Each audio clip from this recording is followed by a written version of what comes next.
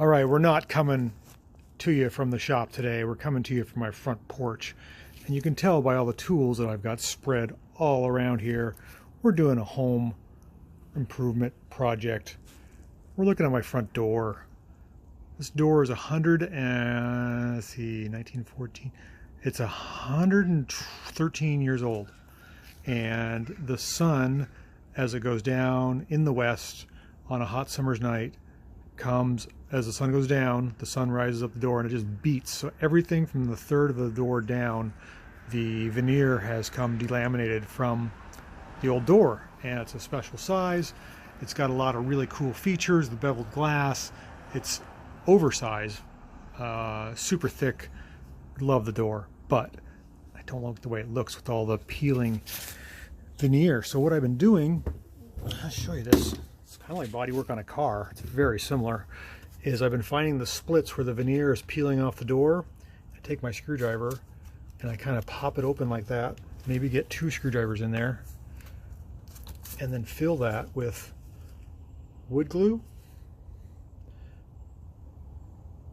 And then once I've got it filled, remove your tools, push it so it kind of oozes that glue in there.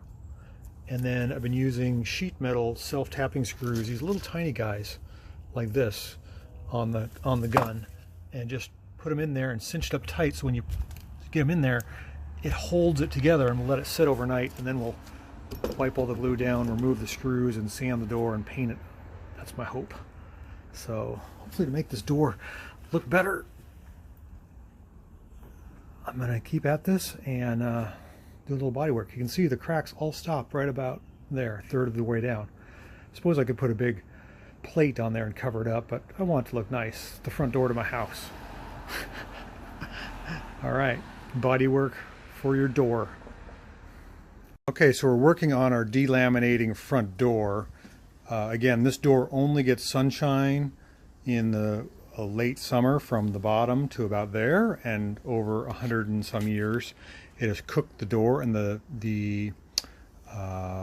veneer has started to peel and wick away. You can see I've glued it, but some of the glue has settled and it's created like ripples. So I'll show you the glue that I used. This is from Home Depot. It's Tight Bond 2. Water resistant, interior, exterior, fast set time, stronger than wood, water cleanup. So I would just slice across here with my putty knife and basically inject this, let it run down, and it's solid. Instead of taking the door off and peeling off the veneer, I wanted to give this a try. Let the glue go behind the veneer, glue the veneer to the door, and then I used self-tapping metal screws like for HVAC, just little short ones, little 3/8 long ones, to screw the veneer back, and I could watch the glue ooze out. Let it set overnight, and now I'm gonna take the screws off, and I'm gonna grind smooth or file or sand these wrinkles, and hopefully we can have a flat, nice front door. So the rest of the door is fine. It's just that part. We have a porch here that's, oh, it's a good 6 feet, 8 feet over.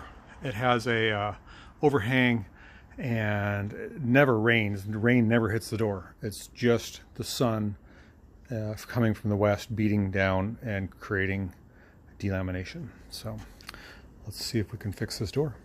Okay, so after all the gluing and screwing, I brought out the big tools. I've got a couple sanders, a wire cup wheel, and a 8-inch sander, and I'm going to sand down all the imperfections on the door.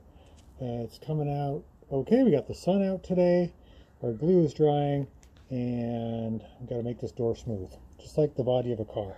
Okay, so we used our big 8-inch flat sander, body grinder, and we made kind of a mess, but it's really smooth now. Now I got to find something to fill this and smooth it out, and then resand it. Highs and low spots, just like a car. Probably should get my block sander and make it nice and smooth. That's what I'm going to do. Smear some Bondo on there, or some sprayable Bondo, and sand it again. So Bondo apparently just isn't for cars. We're going to use this Evercoat Rage We've got a couple putty knives, small, like a 2-inch, a 4-inch, and then like a 6-inch one. And what we're going to do is take some Bondo, mix it up on our Bondo board, and eventually we're going to make it to this big spreader. And we're going to, you can see the light. You can see that or not. See how unstraight that is? Try to put a thin coat on there, as thin as possible, because we're going to have to resand it.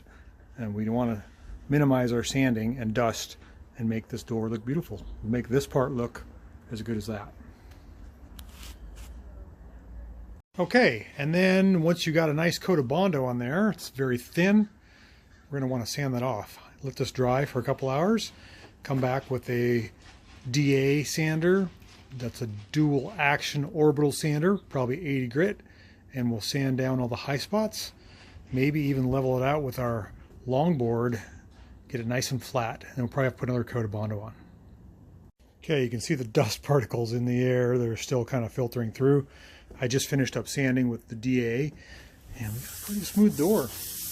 I don't know how it's going to look, but I think I'm just going to go put a coat of oil-based paint on it and see what happens. I don't know if I need to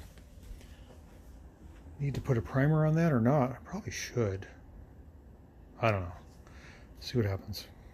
All right, so darkness has fallen on my little door project, but you can see it looks much better. I've only painted the lower third.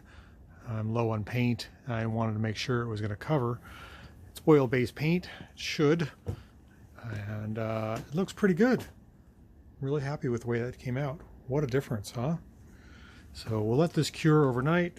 Hopefully we don't have any rain or moist temperatures. And